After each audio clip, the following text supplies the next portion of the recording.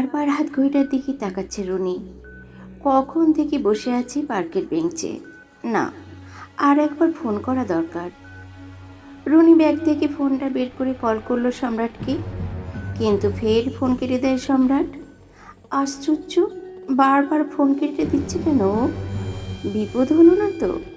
এইসব চিন্তায় মনটা ধুকপুক করতে লাগলো রুনি। ঠিক আর 10 মিনিট পরে ও দেখল সম্রাট ছুটতে ছুটতে আসছে, এসে ধপ করে বসে পড়ল ওর পাশে। হাঁপাচ্ছে ও। কি হলো, এত হাঁপাচ্ছ কেন? এই নাও জল, বলে ব্যাগ থেকে জলের বোতল বের করে এগিয়ে দিল রুনি।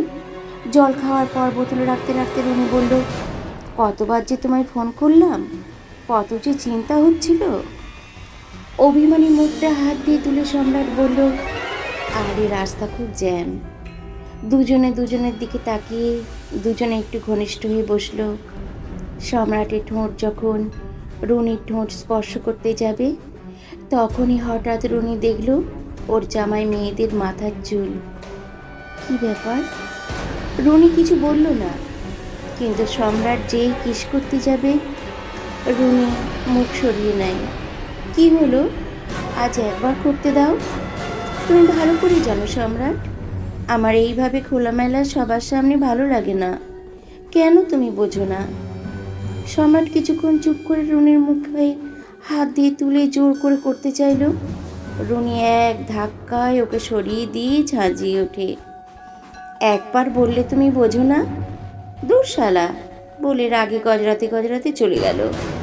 রুনি অবাক, শুধু এইটুকুর জন্য এইভাবে ব্যবহার করলো সম্রাট। সন্ধ্যা নামছে, আকাশ কালো, রুনির চোখে জল। একটা দীর্ঘশ্বাস ফেলে হাঁটতে শুরু করলো রুনি। চারিদিক অন্ধকার, একাই বাড়ি ফিরতে হবে ওকে, তাই তাড়াতাড়ি পা চালাচ্ছিল। পার্ক পেরিয়ে কিছু দূর যাওয়ার পর মনে হলো কেউ যেন ওকে পিছু করছে, কিন্তু পেছন ঘুরে কাউকেই দেখতে পেল না। অতঃপর মাথা নিচু করে হাঁটতে লাগলো। কিছু দূর যাওয়ার পরে হঠাৎ দুটো ছায়া ওর সামনে এসে দাঁড়ায়। রুনি চমকে ওঠে। কে? মুখ তুলে লক্ষ্য করে দুটো আবছা ছায়া মূর্তি ওর দিকে এগিয়ে আসছে। এইদিকে আলোও ভালো নেই, তাই ভালো করে কিছু দেখাও যাচ্ছে না। লোকজনও খুব বেশি নেই, কি করবে এখনো? এইসব ভাবতে ভাবতে লোক দুটো ততক্ষণে ওর সামনে এসে পড়ে। একজন এসে ওর হাত ধরে ফেলে। রুনি হাত ছাড়িয়ে চেঁচিয়ে ওঠে, বাঁচাও! আচমকা চেঁচানোয় লোক দুটো ভয়ই পেয়েছিল বোধহয়। সেই সুযোগে রুনির দৌড়। কিন্তু একটা মেয়ে হয়ে কি ওই তাকড়ায় চেহারা লোকের সাথে পারে? কিছু দূর দৌড়ানোর পর লোক দুটোকে ধরে ফেলে। রুনির ভয়ে চোটে গলা দিয়ে আওয়াজ বেরোলো না। কোনো এক অদৃষ্টের কারণেই হোক বা পুণ্যের জন্যই হোক, এক সিভিক পুলিশ ওখান দিয়ে যাচ্ছিল। রুনিকে ওই রকম অবস্থায় দেখতে পেয়ে দৌড়ে আসে। পুলিশ আসছে দেখে লোক দুটি রুনিকে ছেড়ে পালায়। রুনি তখনও কাঁপছে। পুলিশটা কি ওকে কিছু দূর রাস্তার একটা দোকানে নিয়ে গিয়ে জল দেয়। প্রায় 20 মিনিট পর ও স্বাভাবিক হয়। শেষে ওই পুলিশটার সাহায্যে ও বাড়ি পৌঁছায়। বাড়িতে পৌঁছে মার থেকে একটু বকুনি খেতেই হলো এতটা দেরি হওয়ার জন্য, কিন্তু ভুলবশত ও ওর মাকে আজকের কোনো কথাই বলল না। এইবার আসি রুমির কথায়। কে রুমি, কি তার পরিচয়? রুনি কলেজের 2য় বর্ষের ছাত্রী। ছোটবেলায় বাবাকে হারায়। না, বাবা মারা যাননি, ছেড়ে চলে গেছিল একজন সুন্দরী ভদ্র মহিলার সাথে। তখন ওর বয়স আন্দাজ 6 কি 7 বছর। বাবাকে খুব একটা মনে নেই ওর। আসলে ও মনে করতেই চায় না, শুধু হালকা মুখ মনে আছে। সেই থেকেই মায়ের কাছেই মানুষও। বাবার গল্প ওর মায়ের থেকেই শোনা। ওর একটা বোনও আছে, ও এখন স্কুলে পড়ে, ওর থেকে 5 বছরের ছোট। কলেজে পড়ার সময় আলাপ হয় সম্রাটের সাথে। তারপর ধীরে ধীরে সম্পর্কে জড়িয়ে পড়ে ও। বন্ধুরা অনেক বলেছিল, এখন প্রেম করিস না, আগে পড়াশোনা শেষ কর। কিন্তু প্রেমের মোহ যে কাটানো দুষ্কর, তাই অন্য বন্ধুদের সাথে রনির সম্পর্ক কমতে শুরু করে। যার জন্য এত লড়াই, সেই সম্রাটই ওকে ভুল বোঝে। যাই হোক, এইসব নিয়ে আর ভাবে না ও। সাধারণভাবে দিন চলছিল। হঠাৎ একদিন ওর মা রান্না করতে করতেই মাথা ঘুরে পড়ে যায়। রুনি ভয় পেয়ে যায়। সঙ্গে সঙ্গে কোনো রকমে পাশের বাড়ির একটা দাদার সাহায্য নিয়ে মাকে নিয়ে যায় হাসপাতালে। হাসপাতালে ভর্তি করতে হয়। রুনি আর রুনির বোন ভয় পেয়ে যায়। মা ছাড়া যে মাথার উপর আর কেউ নেই ওদের। 5 মিনিট পর মায়ের জ্ঞান আসে।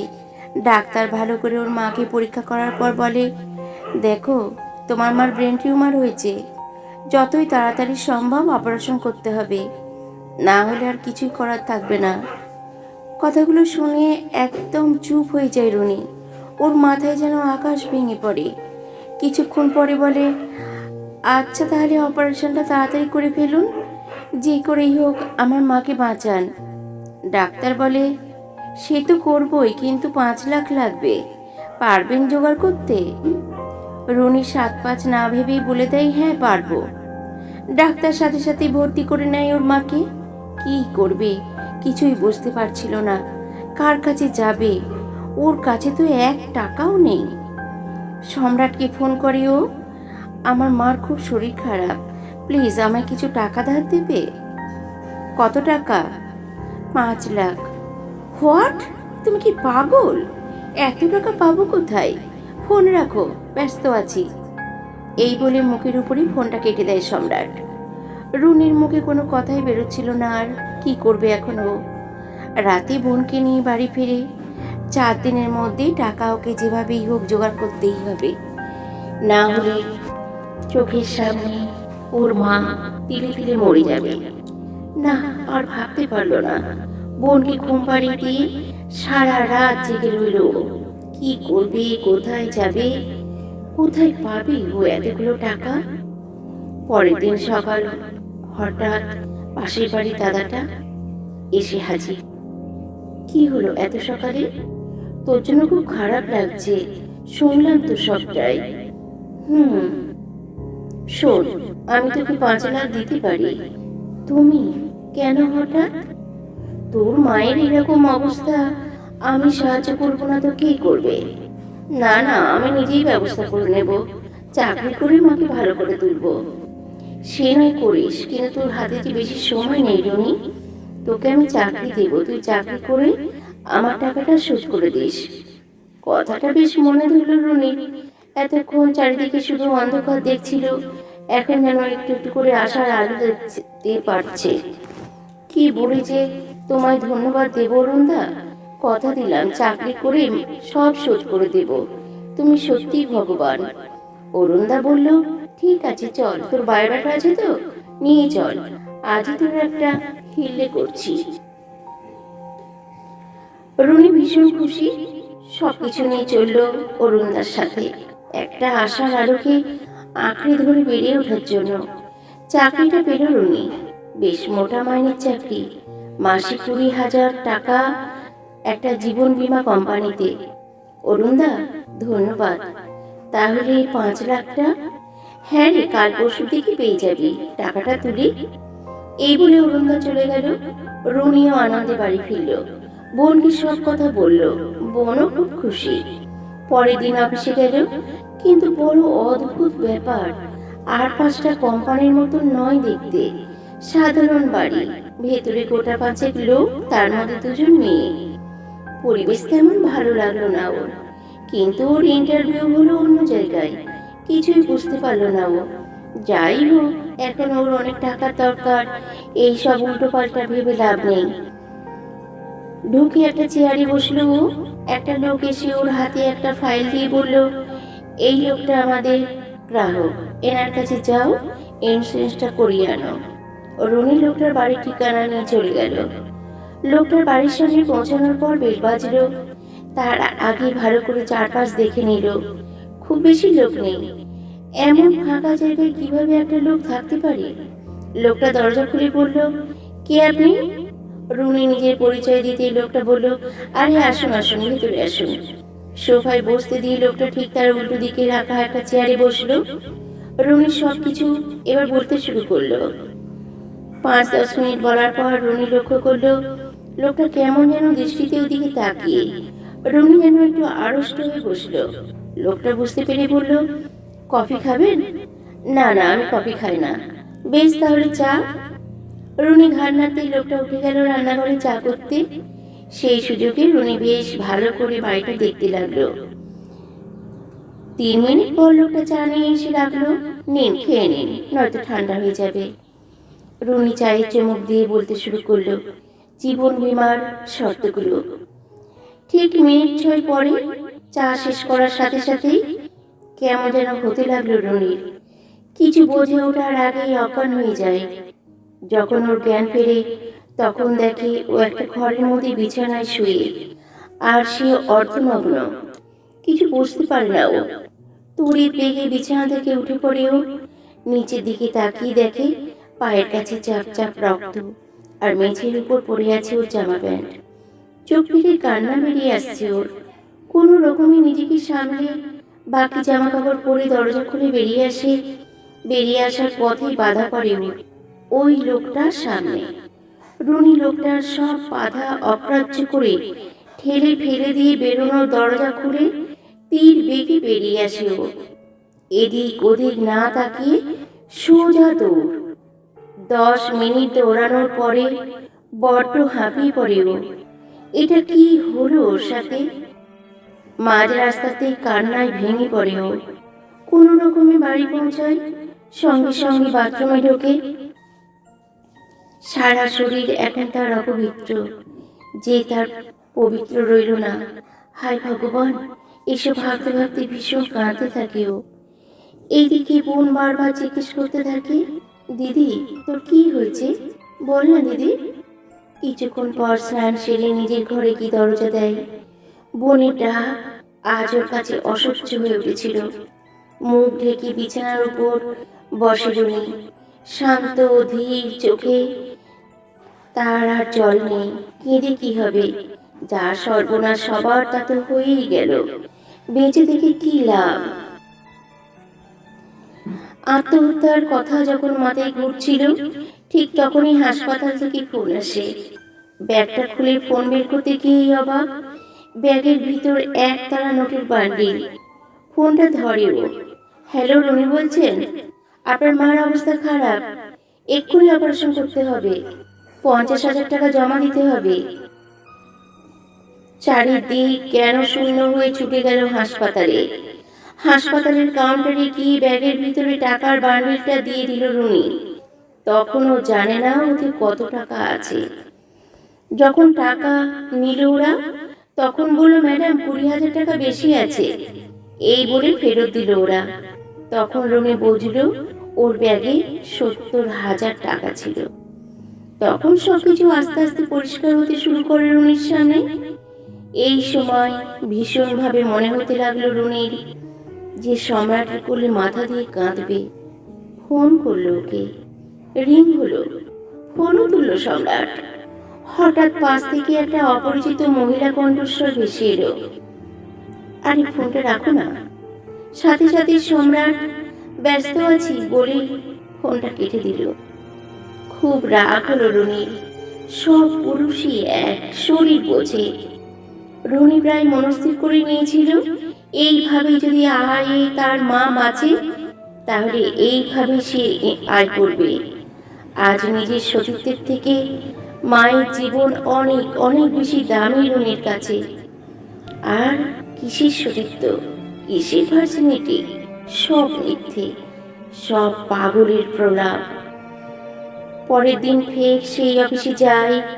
এইভাবে রোজগার করে ধীরে ধীরে মাকে সুস্থ করে তুলল। কিন্তু কোথাও যেন তার অপরাধ বোধ হতে লাগলো। মা যদি জানতে পারে এইভাবে তাকে রুনি বাঁচিয়েছে, তাহলে তখনই মরে যাবে মা। না, যাই হয়ে যাক, মাকে জানতে দেওয়া যাবে না।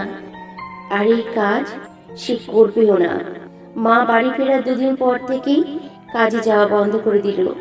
তারপর থেকেই বারবার ফোন আসতে শুরু করে, অরুণদারও ফোন আসতে শুরু করে।